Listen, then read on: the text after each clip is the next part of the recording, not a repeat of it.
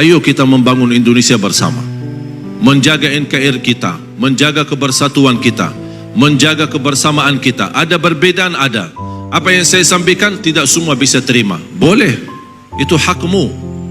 Beda pandangan, beda pikiran, beda otak. Saya tidak bisa maksa untuk menerima apa yang saya sampaikan. Tetapi tetap kita saling menghormati walaupun ada perbedaan di antara kita. Saya suka kalau masuk masjid, selalu saya sesuaikan. Di mana masjid, apalagi diminta jadi imam. Kalau salat subuh saya tanya, kunut subuh tidak? Oh kami biasa kunut subuh, saya kunut subuh. Oh kami biasa tidak kunut subuh, saya tidak kunut subuh. Kami biasa jahar bismillah, saya jahar bismillah. Kami biasa tidak jahar bismillah, saya tidak jahar bismillah. Ini semua perbedaan, tidak mungkin bisa disatukan. Jangan harap satu saat NU sama Muhammadiyah jadi satu. Satu pandangan, satu pemahaman. Tidak bisa. Karena itu lawan sunnatullah. Sunnatullah, Allah menciptakan manusia dengan adanya perbedaan. Kenapa tidak bisa disatukan? Karena beda otak. Dan tidak bisa jadikan manusia satu otak, satu fikiran, satu pandangan. Contoh sederhana, Imam Syafi'i belajar agama sama siapa? Muridnya siapa? Imam Maliki. Imam Maliki gurunya, tapi kok bikin mazhab sendiri? Tak pernah Imam Maliki protes. Kok selama belajar sama saya terus bikin mazhab sendiri, enak-enak sih? Tak pernah protes. Tidak pernah Imam Maliki berkata Imam Syafi'i sesat. Beda pandangan. Bahkan Imam Syafi'i sendiri punya dua pandangan, dua mazhab. Saya pernah baca satu buku, sangat bagus. Sayang sekali belum ada bahasa Indonesia. Al-Imam Syafi'i wa madhabuhu al-qadim wa madhabuhu al-jadid. Imam Syafi'i dengan mazhab yang lama dan mazhab yang baru. Kok Imam Syafi'i punya dua mazhab? Ketika saya baca judulnya, kok Imam Syafi'i tak konsisten? Tapi begitu membaca dalamnya, subhanallah, terlihat kekayaan ilmu Imam Syafi'i yang mampu menyesuaikan. Ketika dia berada di Irak, beda ketika dia berada di Mesir. Beda budaya, beda kebiasaan, beda lingkungan, beda suasana. Makanya dia bisa menyesuaikan dengan ilmunya, cocok di Mesir dan cocok di Irak. Saya yakin kalau Imam Syafi'i masih ada, apalagi datang ke Indonesia, ada mazhab yang ketiga yang cocok dengan selera orang Indonesia. Dan perbedaan itu bukan berarti Islam, memang Islam satu, Quran satu, Nabi Muhammad satu. Apakah dasar Imam Maliki membawa agama Quran dan Sunnah? Dasarnya apa Imam Maliki? Quran dan Sunnah. Terus Imam Syafi'i apa dasarnya?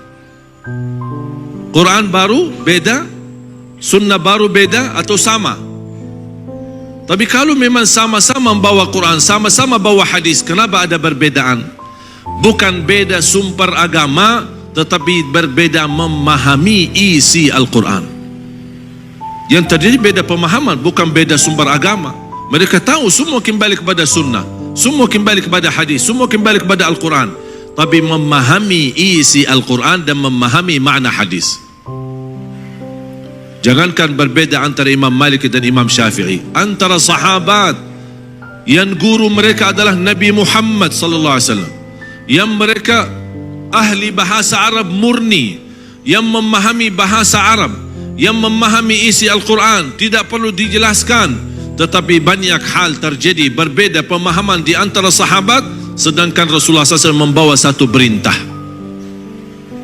Kisah yang masyhur, hadis yang masyhur, hadis kisah Yahud Bani Quraidah. Ketika Rasulullah SAW memerintahkan mereka, kalian salat asar di Bani Quraidah. Mereka salat zuhur sama Rasul, kemudian berjalan menuju menjalani tugas ke kampung Bani Quraidah.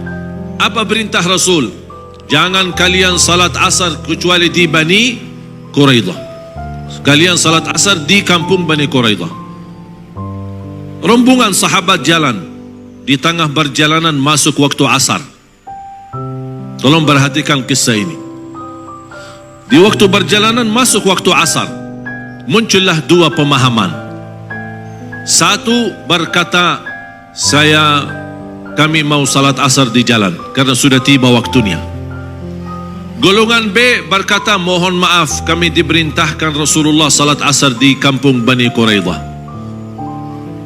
Beda pemahaman. Mereka berdebat untuk saling menjelaskan. Golongan A yang berkata kami salat di jalan karena kami belajar salat itu lebih afdal di awal waktu. Yang kedua, maksud Rasul salat asar di Bani Quraidah, bercepatlah jalan agar bisa bertemu asar di Bani Quraidah. Ini bagi tafsir, bagi ijtihad. Sahabat golongan B, mohon maaf, kami tidak mau bagi ijtihad, tidak mau bagi ta'wil, tidak mau bagi tafsir. Perintah jelas, salat asar di Bani Quraidah, sami'na wa ata'na. Sudah selesai. Ini ijtihad, ini tidak mau bagi ijtihad. Ini bagi ta'wil, ini tidak mau bagi ta'wil. Sampai ke salat asar sebagian, sisanya salat asar di Bani Quraidah. Ketika mereka sampai ke Bani Quraidah, sudah tiba waktu maghrib, sedangkan mereka belum salat asar. Salat asar qada, kemudian salat maghrib. Terjadi masalah, perbedaan. Mereka kembali kepada Madinah dan bertemu Rasul. Ya Rasulullah, terjadi silsilah perbedaan di antara kami. Ada yang salat di jalan, ada yang salat di kampung Bani Quraidah, padahal sudah masuk waktu maghrib. Yang benar yang mana ya Rasulullah? Rasul menjawab, dua-duanya benar. Dua-duanya benar.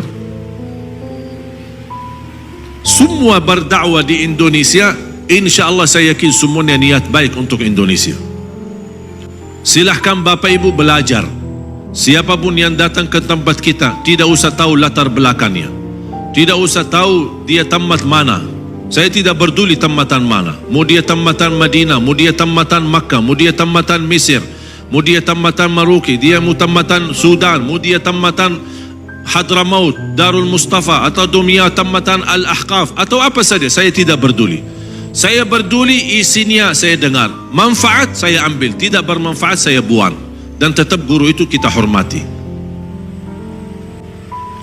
Dan justru semakin belajar dalam perbedaan, man kathura ilmuhu qalla inkaruhu, semakin banyak ilmu kita akan berkurang mengingkari perbedaan. Yang membuat kita tidak menerima perbedaan karena kita tidak belajar. Kita hanya belajar satu pihak, membenarkan diri, merasa diri benar, yang lain sesat. Nah, ini bahaya. Oleh karena itu jamaah sekalian, sangat penting dalam perjuangan kita harus mensatukan visi dan misi kita, menyatukan umat, dan tujuan kita mewujudkan sejuta penghafal Al-Quran.